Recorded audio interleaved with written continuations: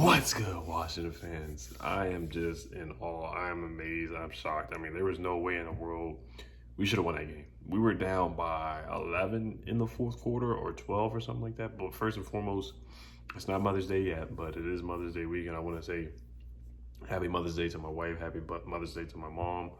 Happy Mother's Day to my aunt. Happy Mother's Day to my sister. Happy Mother's Day to my mother-in-law and all the moms out there. So, I don't want to forget anybody. So I'm just going to say happy Mother's Day to all the moms out there and to all the moms watching as well.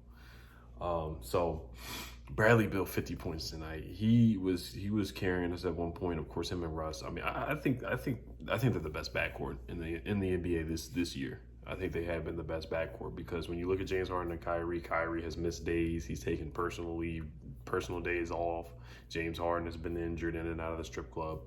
So, I think Bradley Beal and Russell Westbrook have been, since the All-Star game, when Russell Westbrook cut his hair, he's been unreal, unbelievable. And then congrats to him for tying Oscar Robertson for the record with 181 triple-double or something. I got to get it right. Let me look this up real quick because I don't want to botch this. I want to get this right. But we're going to break down the last 2 months of the game because this was just incredible by Russell Westbrook. What a performance. How about that block on Karis LeVert?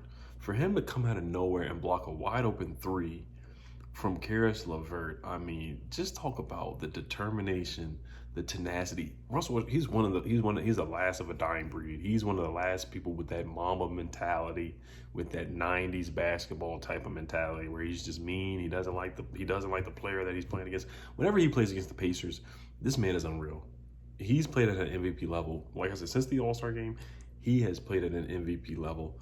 Russell Westbrook, 181 triple-doubles, ties Oscar Robertson. So I don't know if this is in one season. No, I'm sorry, it can't be in one season because there's only 82 games, just 70 games of the season. So 181 triple-doubles. That's in his career. I feel like he's had more triple-doubles than that, though, to be honest with you. I really do. Because he's averaged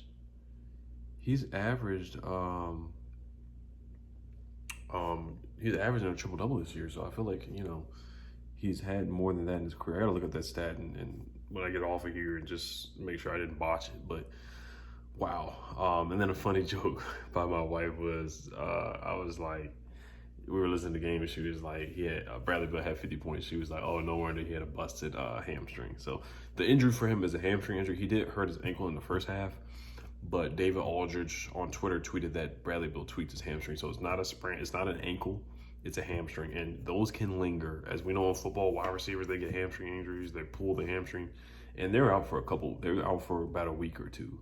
The play-in game does start, and I'll talk about the seedings real quick here. We did move up on the Pacers. So we won in overtime, another overtime win. We beat the Raptors in overtime. Now we beat the Pacers in overtime. The Wizards, there is just a roller coaster. It's a roller coaster ride watching the Wizards. Is not for the people with a faint heart at all. If you want to watch the Wizards, they will definitely, raise your blood pressure for sure. They will. Right now, we are now 32 and 36, and we're the 9th seed right now. So we're going to have a home playing game, I think, if that's how it works. We're 1.5 games behind the Charlotte Hornets. We're a half game ahead of the Pacers. So we have beaten the Pacers 3 times in a row. We played the Pacers. We've beaten them every time. So Sabonis is a beast. I mean, he's a dog. Gafford has some huge plays down the stretch. That rebound over Sabonis, that was huge. That was incredible. So big plays from Gafford. Huge plays. I mean, this play down the stretch. Honestly, I didn't think it should have went to overtime. I thought we should have won the game in regulation, but Russ took a jumper, and then we did get bailed out on that last second shot by Russ with the little fadeaway. He just got that superstar call, and they did foul him. That's bad coaching by the Pacers. You don't foul somebody on a jumper. That's elementary school basketball right there. Bradley Beal 50 points, incredible. 19 for 31. Russell Westbrook 33 points, 11 for 26. Rui Hachimura played pretty solid. 6 for 13 points and 6 boards. Alex Len had 8 points. Raul Neto didn't have one of his better games. He only had 2 points tonight. Chandler Hutchinson had 0. Bertans had 10 points. He had a clutch 3 down the stretch in overtime as well. Robin Lopez had 4 points. Gafford had 6 points. And let me see, how many blocks did he have? because he usually gets a lot of blocks. He didn't have any blocks tonight. Ish Smith had 7 points. Robert Lopez, he was killing us in the first half. He was, missing easy shots and traveling and getting the ball stolen. We had to get him up out of there. Gafford, he provided some energy tonight, so I love that. But like I said, when Russ and Brad get going, I think we can compete with any team in the NBA. I really do. I seriously believe that. When these two guys, because these two guys are top 15, top 20 players. Russell Westbrook has been a top 10 player in my opinion. I think he's honestly in the running for the MVP. If the season started at the All-Star game, he should be honestly MVP.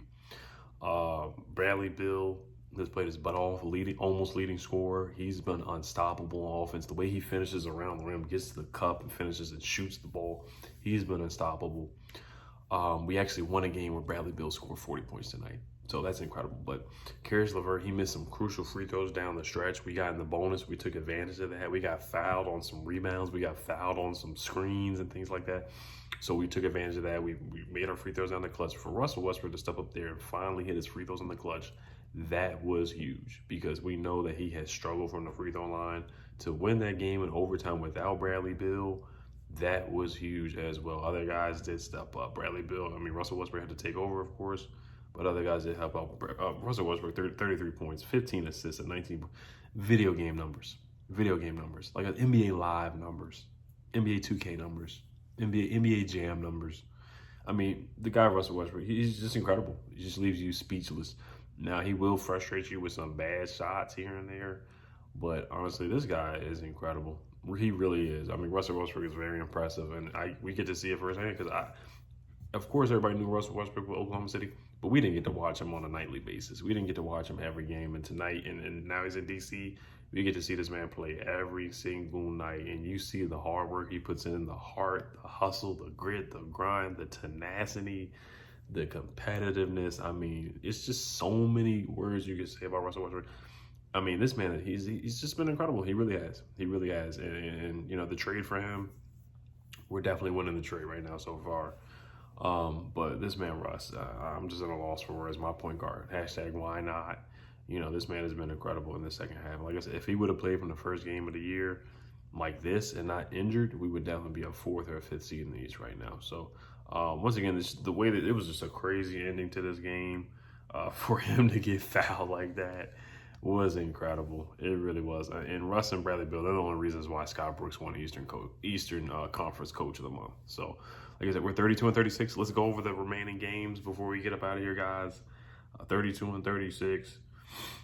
We played the Hawks Monday night, so I don't know if Bradley Beal's going to play. I highly doubt he's going to play on Monday. And then we play again on Wednesday. We keep playing games back to back to back. We only have 4 games left in the season. So all these games are really crucial. So this really hurts for Bradley Beal not to be available. Then we play the Cavaliers, who are tanking. They're trying to get a better draft pick. Kevin Love doesn't want to be there. On Friday, and then Sunday we play the Hornets. And the Hornets are the 8th seed. Miles Bridges is in virus protocols. Of course, LaMelo Ball is a good player. And they're the 8th seed. And I really think we can squeak and get that 8th seed if Bradley Beal is healthy, if he's healthy. So the Hawks are a good team. They're going to be a tough task for these next 2 games with Trae Young, Clint Capella, and those guys. And they got a good team. John Collins, they got a good team. So another big win tonight. Incredible win. Incredible overtime win. I can't believe we even won that game.